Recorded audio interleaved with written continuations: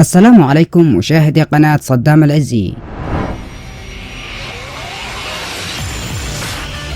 كثيرا ما يدهشنا أولئك السحرة الذين يقدمون عروضهم السحرية في الشوارع أو على شاشات التلفاز،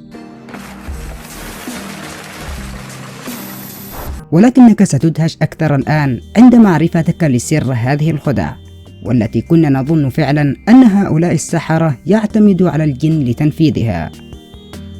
وفي هذا الفيديو سأكشف لكم سر أشهر 5 خدع سحرية وبصرية تم خداعنا بها لسنوات طويلة.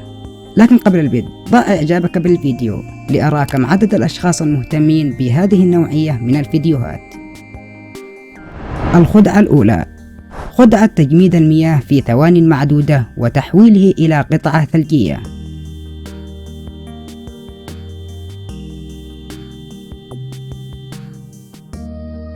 قد تبدو هذه الخدعة فعلا معقدة جدا، فكيف يمكن أن يتحول الماء إلى ثلج في ثوان معدودة؟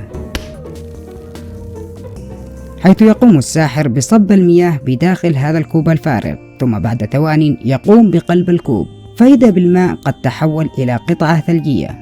فكيف تتم هذه الخدعة؟ في الحقيقة سر هذه الخدعة يوجد داخل هذا الكوب نفسه، حيث يوجد بداخل هذا الكوب قطعة إسفنجية صغيرة، وفوقها يوجد قطعة ثلجية. وبالطبع الساحر لا يسمح لأحد برؤية ما بداخل الكوب، لأن هذا هو سر الخدعة. حيث يقوم الساحر بصب المياه إلى الكوب، فيقوم الإسفنج بامتصاص المياه مباشرة. بعدها يقوم الساحر بقلب الكوب لتظهر القطعة الثلجية بداخله، بينما الماء الذي تم صبه قد قامت الإسفنج الصغيرة بامتصاصه. الخدعة الثانية: خدعة الحفاظ على المياه داخل القلص الزجاجي. فعلا أنها خدعة مدهشة، وقد قام بها الكثير من السحرة على الإنترنت، وحصدت فيديوهاتهم ملايين المشاهدات. حيث يقوم الساحر بملء الكأس بالماء، ثم وضع عليه قطعة من الكرتون أو الورق المقوى، ثم يقوم بقلب الكأس وسحب الكرتون من فم الكأس دون أن يسقط الماء، في مشهد غريب فعلا. فكيف تتم هذه الخدعة؟ في الحقيقة هذه الخدعة بسيطة جدا، وتستطيع أنت أيضا أن تقوم بها في المنزل وتبهر أصدقائك. حيث تعتمد الخدعة على سرين: السر الأول هو وجود ثقب صغير أسفل الكأس، وأما السر الآخر هو أن الورق المقوى تم إلصاق عليه غطاء بلاستيكي أبيض وبنفس لون المياه. حيث يقوم الساحر بوضع قطعة الكرتون على فم الكأس وإلصاق الغطاء عليه، ليظهر في النهاية وكأن الماء فعلا معلق في الكأس. ولكن ما هي فائدة الثقب الصغير أسفل الكأس؟ السر في هذا الثقب الذي يخفيها الساحر دائما تحت أصبعه، مهمته هي الحفاظ على الماء بداخل الكأس، حيث يتسبب الهواء بداخل الكأس إلى وجود ضغط وتوليد عملية الامتصاص. ولكن عندما يقوم الساحر بفك أصبعه من هذا الثقب، يخرج الماء منه وينصب على الأرض. لاحظوا.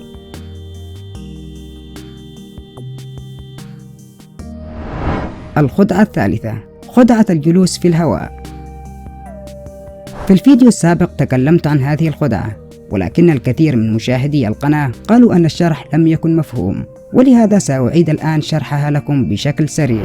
حيث تعتبر هذه الخدعة هي الخدعة الأكثر انتشارا في شوارع أوروبا وأمريكا، حيث يظهر رجل وهو يجلس في الشارع وهو معلقا في الهواء متحديا الجاذبية وكل القوانين، مما يصاب الناس بدهشة كبيرة، محاولين إيجاد سببا منطقيا لما يشاهدوه.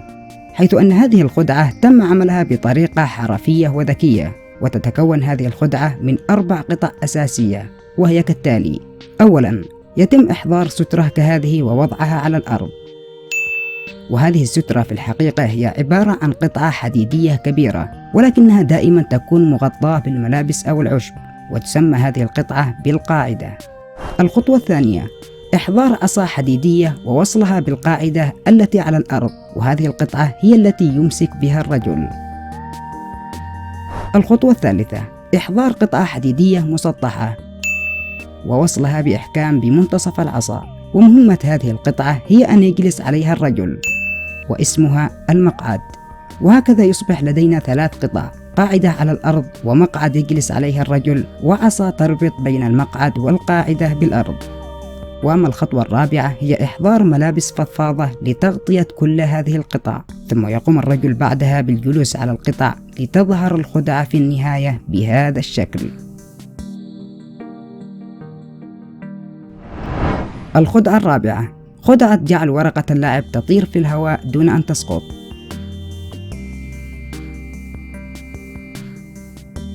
خدعة جميلة يقوم بها فقط الساحرة المتمهرين في استخدام أوراق اللاعب، حيث يقوم بأخذ ورقة من اللاعب ورميها في الهواء لتطير بشكل دائري دون أن تسقط، بل يستطيع الساحر أيضا أن يتحكم بهذه الورقة دون أن يلمسها، مما يصاب الجميع بدهشة كبيرة.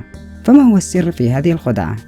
السر في هذه الخدعة أن الساحر يقوم بربط ورقة اللاعب هذه بخيط صغير جدا بيده، ولكننا لا نرى هذا الخيط، والسبب أنه يتم اختيار لون الخيط حسب لون القميص أو الفانيليا التي يرتديها الساحر، مما يجعل رؤية الخيط صعب للغاية.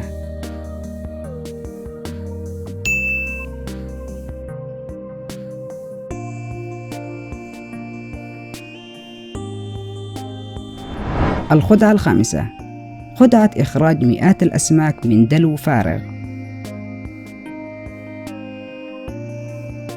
تعتبر هذه الخدعة من أكثر الخدع دهشا وأكثرها تعقيدا حتى الآن، والتي قام بتنفيذها الساحر الشهير دينامو في جنوب أفريقيا لمرة واحدة فقط ولم يقم بتكرارها. وقد أدهشت هذه الخدعة العالم، وانتشر هذا الفيديو بشكل كبير جدا، حيث قام الساحر دينامو بجلب دلو فارغ تماما، وقام بعرضه أمام الكاميرات والجمهور المتواجدين، حيث ظهر لهم الدلو فعلا فارغ. ثم قام الساحر بإمالة الدلو وهزه قليلا ليخرج من داخله أسماك صغيرة، مما أصاب الجمهور بدهش كبير. بل والغريب أن كمية الأسماك كانت كبيرة جدا، واستمر الساحر بهز الدلو لأكثر من 30 ثانية لتظهر أمامه كومة كبيرة من الأسماك. فعلا أنه مشهد يثير التعجب ويجعل الجميع في حيرة ودهشة مما يروا، فكيف لدلو صغير أن يخرج هذه الكمية من الأسماك التي تعادل 3 أضعاف حجمه؟ وكلنا نتساءل الآن كيف تمت هذه الخدعة؟ لحل هذا اللغز لا يوجد لنا سوى خيارين. الخيار الأول هو الاقتناع بأن هذا الساحر فعلا يمتلك قوة خارقة للطبيعة، وأنه ساحر يعتمد على الجن لتنفيذ هذه الخدع، وهذا الشيء أنا شخصيا لا أوافقه أبدا، فمهما كانت الخدعة معقدة لابد أن نجد لها حلا. وأما الخيار الثاني، وبعد البحث طويلا والتمعن في الفيديو اتضح لي أن السر يكمن في الدلو الذي يستخدمه الساحر، حيث يظهر أن الدلو الذي يستخدمه تم تصنيعه خصيصا لهذه الخدعة.